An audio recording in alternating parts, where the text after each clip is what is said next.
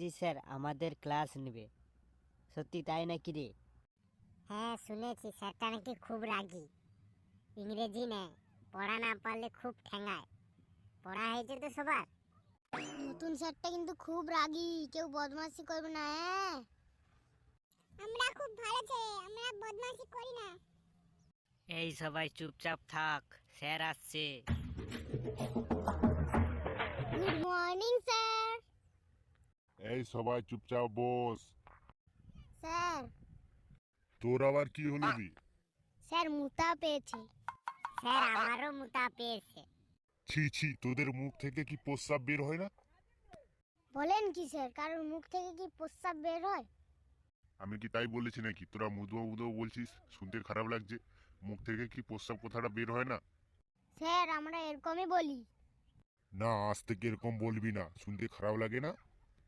এরপর প্রস্রাব এলে বলবি স্যার চাপ আছে, আমি বুঝে নেব। স্যার হাগু পেলে তাহলে কি বলবো?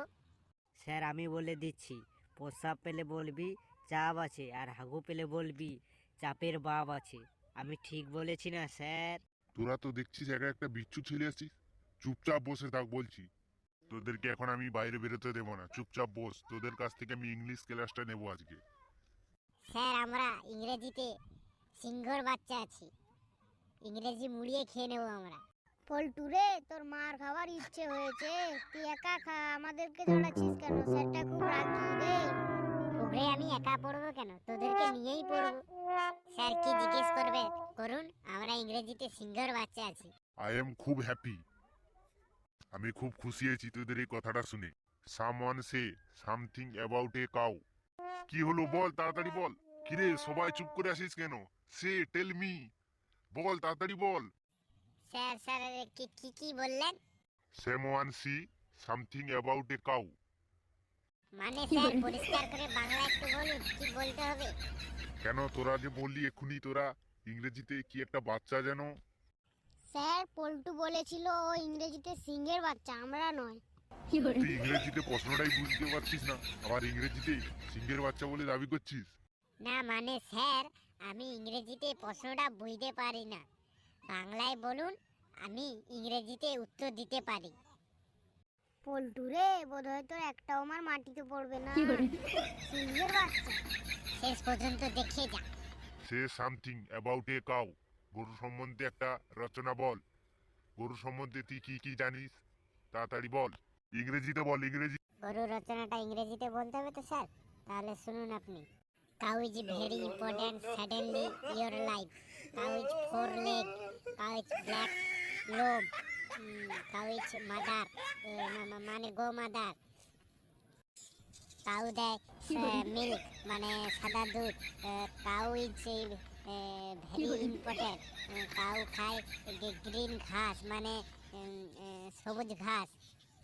Cow is two eye, cow is one leg. Cow is big size, মানুষের থেকে একটু বড়। স্যার আমার গরু রচনাটা ইংরেজিতে কেমন লাগলো? এই তুই এখানে বেরিয়ে আয়। কি হয়েছে স্যার?